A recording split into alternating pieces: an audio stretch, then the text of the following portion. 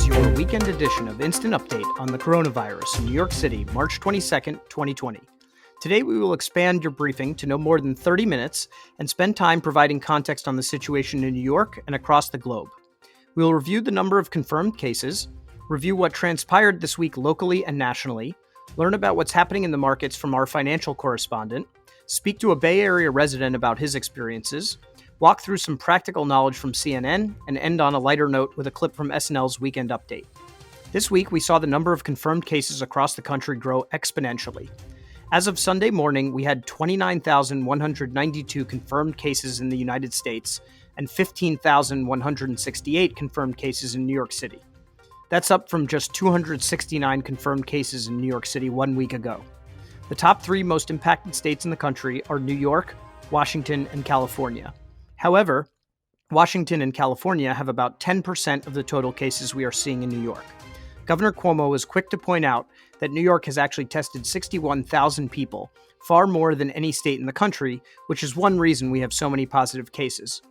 Earlier in the week, many states began to order restaurants, bars, and gyms to close. Later in the week, we began to see lockdowns sweep through the nation. California Governor Newsom led the charge, locking down the entire state of California on Thursday. He said that he expects 56% of California will be infected within 8 weeks. Illinois, Connecticut, New Jersey, and New York followed suit, issuing various stay-at-home orders. As of Sunday morning, Ohio and Louisiana announced lockdowns as well. These directives mean that all non-essential workers must stay at home. Governors Newsom and Cuomo have been praised for their efforts to lead at the local level. One of the gravest risks of this crisis is seeing the healthcare system get overwhelmed. Let's listen to the impact healthcare professionals across the country are seeing. Doctors from coast to coast are afraid and concerned. I've been a registered nurse for over a decade. My hospital is in complete chaos and confusion in regards to COVID-19. Do you feel like they were ready for this when it got to the United States? No, absolutely not. They're still scrambling. We just don't have what we need. Are you afraid for yourself and your patients? Well, it's the first time in my entire career that I've ever been afraid, and I've heard other physicians say that they're afraid. They are worried about how their hospitals and government are falling short as the coronavirus sweeps the nation. If there was a story of the week, it was the seriousness of this crisis coming to bear as the total number of cases soared across the country. Everyone, including the president, was clearly taking this crisis seriously at the end of the week. Rand Paul tested positive, and Mitt Romney is now in quarantine. Let's listen to a clip from CNN on how the president's narrative has shifted recently. Are you concerned that the virus is getting closer to the White House? No, I'm not concerned at all. No, I'm not. It will go away. Just stay calm. It will go away. To keep new cases from entering our shores, we will be suspending all travel from Europe to the United States for the next 30 days. This is the most aggressive and comprehensive effort to confront a foreign virus in modern history. We're in great shape compared to other places. We are in really good shape. Yeah, no, I don't take responsibility at all. It's all over the world. It's incredible what's happened in such a short period of time. But I've always known this is a pandemic. There were many actions taken by the federal government to help ease the healthcare and financial burdens on the states and citizens affected. Here is a rundown of some of the actions we saw take place. The Fed slashed rates to near zero, easing lending rules. SF Mayor London Breed ordered residents to stay home. EU leaders closed borders due to coronavirus. US and Canada suspended non-essential travel. Hospital ships headed to New York City. The Senate passed a relief bill for expanded pay leave. Rep. Mario Diaz-Balart of Florida of Congress tested positive. Prosecutors looked into insider trading by two Republican senators who sold off their equities before the crisis. Governor Cuomo ordered 100% of the workforce to stay home. The Fed expanded the asset purchase to include municipal bonds. Trump declared a major disaster in Washington state. And unfortunately, as of Sunday morning, the Senate was unable to come to agreement on a stimulus deal, and they warned of, quote, serious issues. Now let's listen into a conversation between myself and our financial analyst. Reed DeRamus, former investment analyst at Dragonfly Capital. Thanks for joining us. Thank you for having me. I know you've been following the impacts of the coronavirus on the markets very closely. Maybe you can start by giving us an overview of what's going on. Yes, the past few weeks have been pretty exceptional. The mounting fears around the economic impact of the coronavirus have rattled the markets. The S&P 500 and the NASDAQ are both coming off their worst weekly performances since the financial crisis in 2008. And this is probably no surprise to anybody, but volatility is at an all-time high. The S&P has had a record 8 straight days of market swings over 4%, and that was the largest of those was on this past Monday when there was a 12% decline, the largest daily move since 1987. This week also was the official end to the longest bull market ever. We were also entering the quickest, fastest entrance to a bear market in history. The record-setting bull market gained 400% from March 2009 to March 2020. But since then, the major indexes have fallen well below their recent highs, including the Dow, which is down 35%, the S&P down 32%. For context, the median-sized drop for bear markets since 1929 is 34%. However, some of the more recent drops, like the '08 financial crisis, was 57%, and the 2000 to 2002 bear market was 49%. So there's some people in the investment community that feel that we still have some room to drop even further from where we are today. Got it. That's helpful context. Maybe you can share a little bit about why the markets are dropping so quickly. It's really just extreme uncertainty around the economic impact of the partial shutdowns. Those partial shutdowns are intended to curb the spread of the coronavirus, but at the same time, it's putting a lot of businesses, out of business for the foreseeable future. And there's just so much uncertainty around when things are going to go back to normal and what businesses are able to make it through, an extended period of not doing, having any revenue or having to make payroll. So there's just the market's putting a lot of uncertainty on, how the coronavirus is going to impact the global economy, all the way down to medium and smaller businesses. Yeah, and if we know one thing, it's that the markets do not like uncertainty. So it sounds like over the past, several weeks, but particularly this past week, we've seen some unprecedented events. Maybe you can give us a sense for what we should expect in the upcoming week. So this upcoming week is going to be a big one. A lot of it's focused on how can you reduce the likelihood of entering a recession and the impact on the global economy. And a lot of people in the investment community are looking at the Fed and policymakers to lower the impact. The Fed has already announced $700 billion in asset purchases, and they've reduced the interest rates to 0%, both of which are fairly unprecedented. And as of yesterday, Secretary of the Treasury Steven Mnuchin said the administration is working with the Fed to increase those asset purchases to $4 trillion, which is going to provide much needed financing to businesses in the form of loans to help them make those payrolls and operating costs for the next 90 to 120 days. On the other side, more attention is shifting towards policymakers. Congress is working on putting a massive coordinated fiscal stimulus package together, and they're hoping that they can push that through by the end of the week. Initial expectations were for Senate Republicans to release a bill that cost around $1 trillion. And for context, TARP, which was the stimulus package from the '08 financial crisis, was initially $700 billion, and only $500 billion of that ended up being spent. So we're already well above that. And then yesterday, the White House economic advisor, Larry Kudlow, said the stimulus package could cost more than $2 trillion. This is welcome news for some in the investment community. People like Ray Dalio from Bridgewater and Scott Minerd from Guggenheim Partners have both expressed that the stimulus plan needs to be north of $2 trillion. The bipartisan package is expected to include things from the Republican and the Democratic side. The Trump administration has suggested a $50 billion lending facility for airlines, $150 billion for other hard-hit sectors, and $300 billion for a new program that would provide loans to qualifying small businesses. Democrats tend to focus more on the individual and are continuing to push for expanded unemployment insurance benefits, mandatory paid leave, student loan reductions, and other labor-focused items. There's even potential for direct payments to taxpayers. Investors are anxious. The stimulus package cannot be approved soon enough. That said, as of this afternoon, Sunday afternoon, House Speaker Nancy Pelosi has signaled that there's still a lot of work to be done to reach a bipartisan agreement.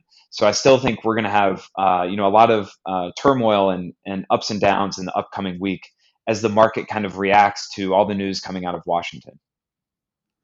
Thanks, Reed. It sounds like we all better buckle up to see what's ahead, but certainly that additional context is incredibly helpful. Thanks for joining us today.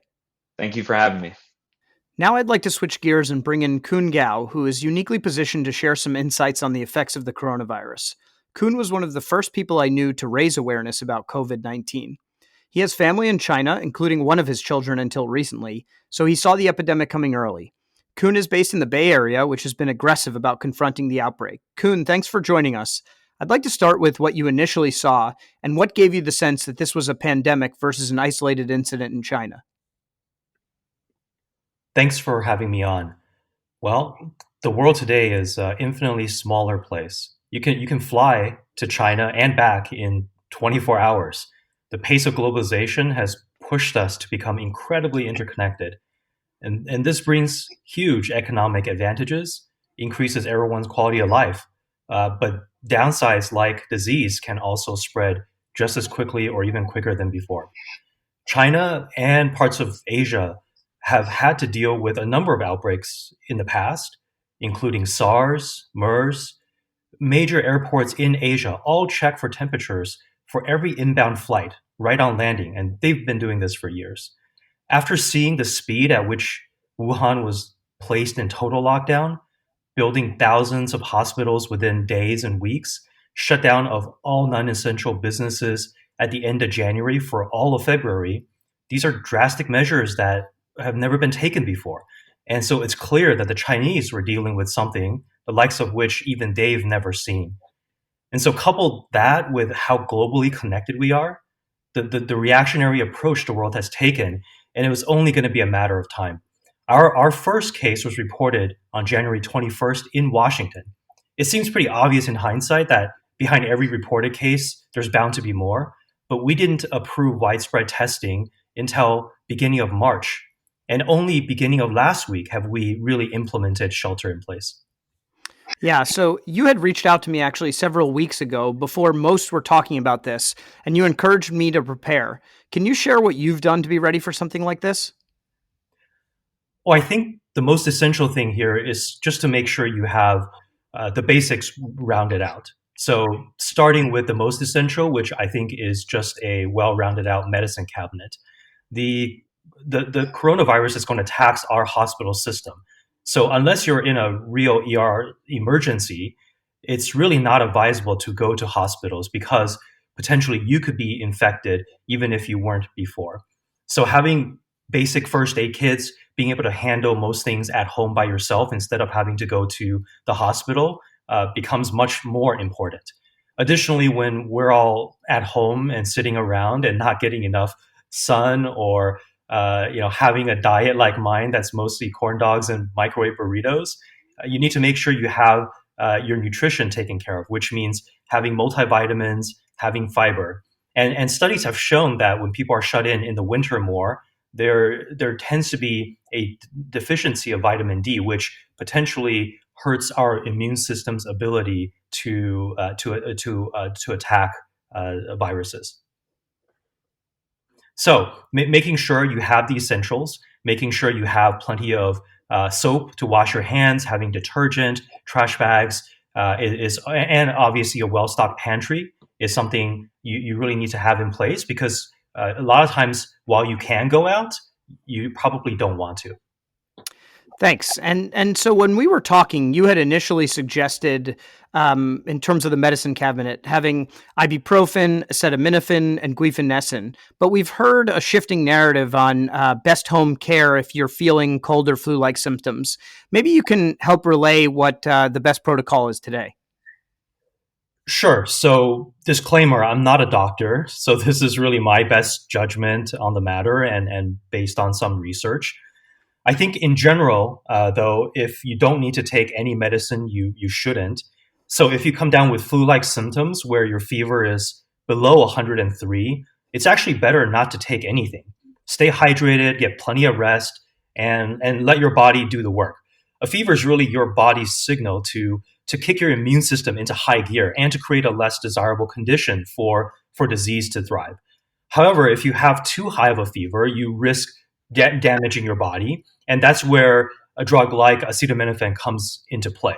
So if you are home and you have mild or mid symptoms of flu or potentially COVID-19, such as mucus and congestion, then that's also where a drug like mucosine can come into play and help with your breathing. There's been a fair bit of flip-flopping on ibuprofen. And at first, the WHO advised against it and have since retracted that statement. Currently, there's no negative link between ibuprofen and symptoms of COVID-19. So if you are taking ibuprofen today, you should be continuing to take it. Yeah, and I'm sure you've heard the news about the FDA testing hydroxychloroquine, which is a malaria drug, and I believe chloroquine as well. What have you heard about the promise of that drug for treating COVID-19? So this is primarily based on research, but there's a number of drugs that are currently in trial or testing that have shown positive impact on slowing the rate at which COVID-19 virus replicates inside your body.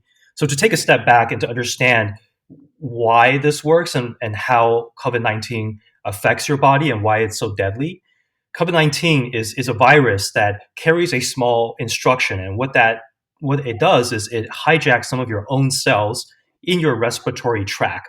And the virus is essentially telling your cells to make more copies of the virus itself so that it continues to spread in your body. At some point, your body's immune system detects that this is going on and then will create a surge in your immune response to combat these viruses that are in your body. And in doing so, causes inflammation, which potentially hampers your ability to breathe. So COVID-19 in particular targets the respiratory system, and it starts with obviously your bronchial tubes, but by the time when it spreads into your alveoli, this is where oxygen and carbon dioxide exchange happens directly with your blood cells. Then you have a case of pneumonia. So a few of the promising drugs, such as hydroxychloroquine, such as remdesivir, target specific pathways where these viruses exploit your own cells for replication. So what some of these drugs are doing, and in the case of chloroquine, is it's blocking a certain receptor called the ACE2 receptor, as well as potentially increasing the pH of certain areas of endosomes in your cells, so that it makes it harder for viruses for specifically COVID-19 to enter your cells. So this has shown to be at least somewhat effective in trials in China, but currently it's not approved by the FDA as a treatment specifically for COVID-19.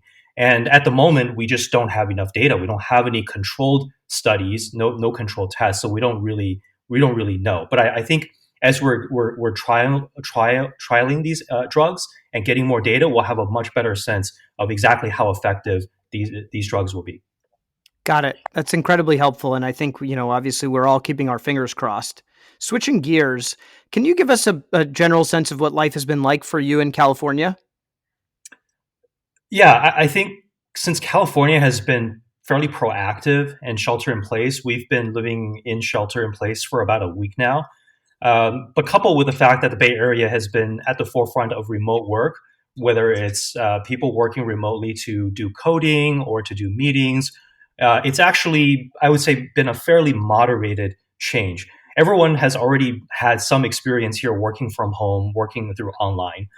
So it's really more of trying to find a new rhythm, I guess. Schools are shut down, so everyone's adjusting to life with the kids at home, juggling video calls, and really trying to find what is a new normal. I nowadays go out once a week for all the groceries. Supply chains seem fine. Everyone is social distancing, and I think we're going to have to be in this for the long haul, at least 6 to 8 weeks. Change is always stressful, and this is a big change for the entire world. So I think most importantly, everyone needs to make sure that they're in the right headspace to take time for themselves when they need it. Thanks for that. Is there anything else that you'd like to share with our listeners before we let you go? Everyone just stay safe. I think the most important thing to do is flattening the curve. If we all do our part, if we all make sure to stay inside as much as we can, then we're going to get to a point where the curve flattens and we're going to see a significant decrease. And that's kind of how we can weather the storm. Great. Thanks so much for joining us today, Kun. Hope to speak to you again soon. Likewise. Thank you. Now, let's get more practical and walk through the answers to some of the top questions surrounding the coronavirus. This came from Holly Yan and Scotty Andrew at CNN. Is it safe to get takeout from restaurants? Yes, but you may have to wipe down the packaging and containers just in case. How long will we have to keep social distancing? Probably for several months, but you might have to do it over and over again since the outbreak could come in waves. How long does coronavirus stay alive on surfaces? Up to 3 days depending on the surface. Is it safe to go to the dentist? Unless you have an emergency, the American Dental Association suggests rescheduling imminent appointments. As always, let's end on a lighter note with a clip from SNL's Weekend Update earlier this month. President Trump held a press conference today to educate the public about the coronavirus, but I'm not sure it worked because, according to a new survey, 38% of Americans say they won't drink Corona beer because it sounds like coronavirus, while the rest won't drink it because it tastes like syphilis. Donald Trump is the worst person to possibly ease people's fears. Trump's whole thing is that he whips arenas into a frenzy of anger and bloodlust. Hoping Trump can calm people down is like hoping cocaine can fight insomnia. And I don't really trust Trump on medical issues because, remember, this is what he had to say about Ebola. This is a much different problem than Ebola. Ebola, you disintegrated. You got Ebola, that was it. You disintegrated? Does he think that Thanos was named Ebola? Then, on his way to a rally where he would meet with thousands of untested people in an enclosed space, Trump explained his plan like this. We're ordering a lot of different elements of medical. As you know, they're working as rapidly as they can on a vaccine for the future. And with that, I think I can head out. Thanks for listening, and remember that you can get COVID-19 updates sent to your phone by texting COVID to 692-692. If you or anyone you know believes they may have been exposed to coronavirus, please call the New York State Health Hotline at 1-888-364-3065. As always, we will be back tomorrow with another instant update on the coronavirus in New York City.